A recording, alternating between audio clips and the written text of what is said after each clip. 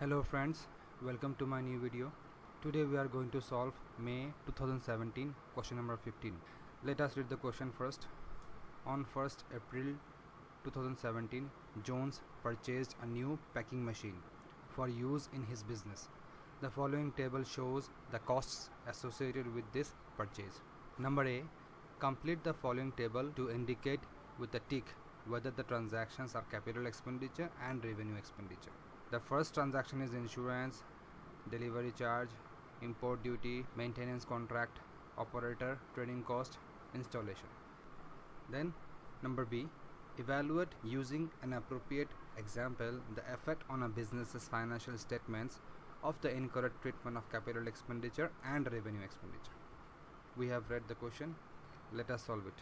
First of all, we need to understand what is revenue expenditure and what is capital expenditure. A revenue expenditure is an amount that is expensed immediately, thereby being matched with revenues of the current accounting period. Routine repairs are revenue expenditures because they are charged directly to an account, such as repairs and maintenance expense. Even significant repairs that do not extend the life of the asset or do not improve the asset are revenue expenditures. In short, revenue expenditure is something which is spent to earn the revenue, to make profit. Any kind of expenditure which helps to make the profit in the current accounting period are called revenue expenditure. Clear? Then comes capital expenditure. A capital expenditure is an amount spent to acquire or improve a long-term asset such as equipment or buildings. Usually the cost is recorded in an account classified as property, plant and equipment. In short, purchasing or improving the life of an asset, these kind of expenditure are classified under capital expenditure. Any expenditure which increases the longevity of an asset is called capital expenditure. Clear? Now let us solve the question. The first expenditure was insurance. Insurance is classified as revenue expenditure because it is recurring in nature. It will be incurred again for the machine in future. The benefit of this expense will be enjoyed within the current accounting period or less than that, because it is incurred on items which are useful to the business but are used up in less than 1 year. The insurance expense is made for the machine to take the risk of the machine, and after the policy expires, the machine needs to be insured again. Clear? Then comes delivery charge. This one is classified as capital expenditure because this expense is incurred once for the machine and it will not be incurred again. The delivery charge would have been revenue expenditure if this was incurred for the delivery of the business's goods from which they earn profit on a regular basis. But this expense is not that. So that's why it needs to be capitalized this time. Then comes import duty. Import duty is classified as capital expenditure because import duty was incurred for purchasing a fixed asset and is also incurred once. It is not an expenditure which will take place on a regular basis. Then comes maintenance contract.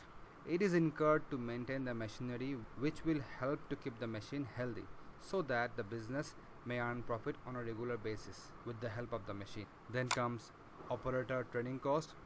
This one is classified as capital expenditure because this expense was also incurred once to learn how to run the machine. Operator's salary will be revenue expenditure if incurred, but not operator training cost. Clear? Then comes installation. Installation is classified as capital expenditure because installation is done once and it must be capitalized as it is part of installing a fixed asset. Clear? If you have any questions, please comment in my comment box. I will definitely reply to your questions. Then comes number B.